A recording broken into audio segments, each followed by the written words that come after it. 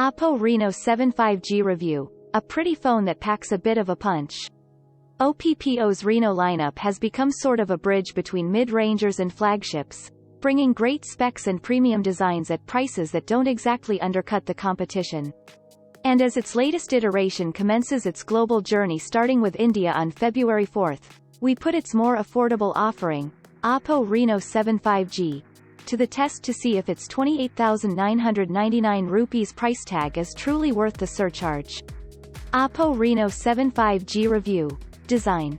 Unlike the Reno 7 Pro, the standard model opts for a plastic frame, although the overall design is just as attractive.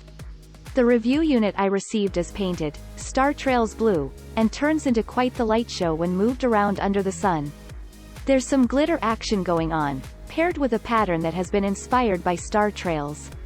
OPPO says that a dual texture, dual coating layer has been introduced to the rear AG glass panel to give the phone two different layers of color, and it does result in a gradient finish. But what good are looks if not complemented by a great in-hand feel? Thankfully, the Reno 7 is quite comfy to hold with the textured rear providing optimal grip. The 6.4 inches display size is a sweet spot for me, allowing for a great viewing experience without compromising much on single-hand usage. One can even argue that the device's size and weight are one of its biggest selling points.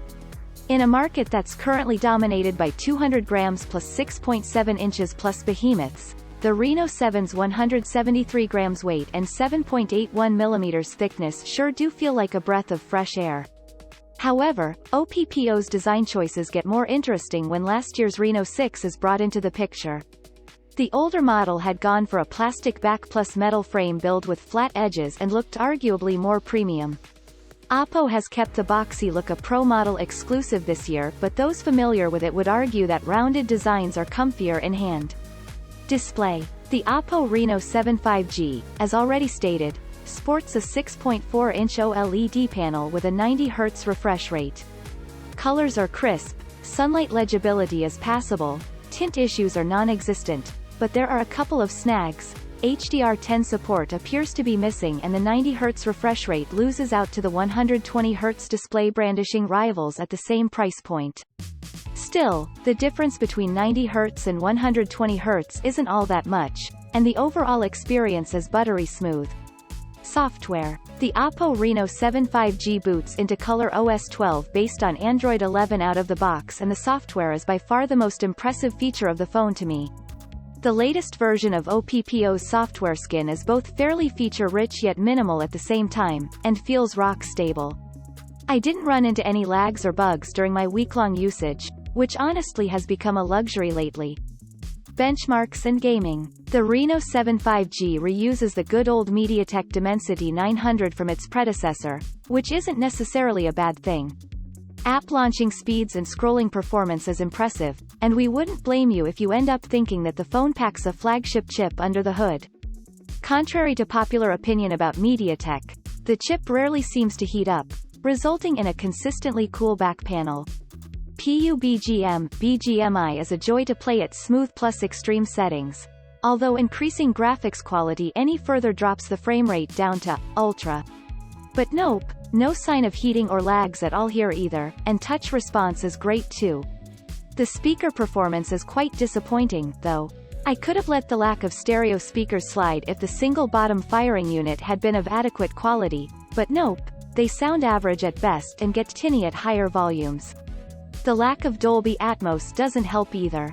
The Reno 7 5G scores 430,908 on AnTuTu, which positions it somewhere between the Snapdragon 765G and Snapdragon 778G.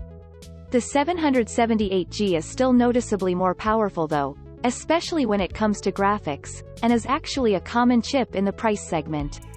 On Geekbench 5, you get scores of 727 and 2,190 on single-core and multi-core tests, respectively, that are fairly adequate for a mid-ranger.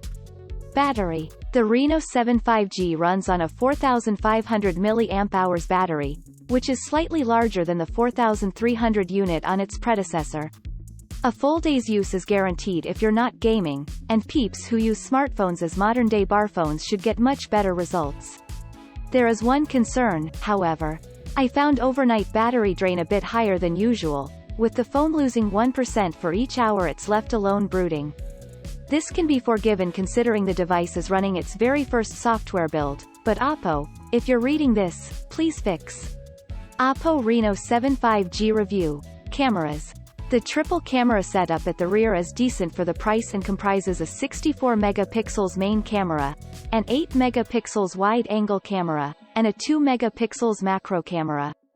The app is fairly extensive, covering almost every aspect of mobile photography.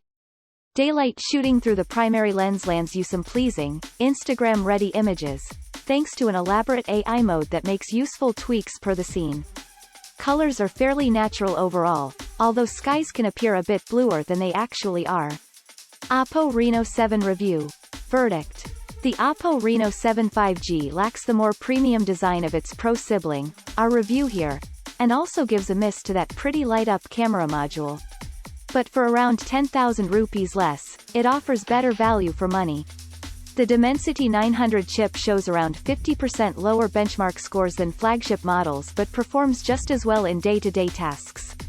However, things get more interesting when the competition is reeled in. You get offerings like the Xiaomi 11 Lite Ney and the Samsung Galaxy M52 5G that seem to offer more, at least in terms of performance. At over 3,000 rupees less. But none of them offer 65W fast charging, and some may also prefer the Reno7's flashy design. There's also the case of the Reno6 5G that carries a near-identical spec sheet despite being a year old.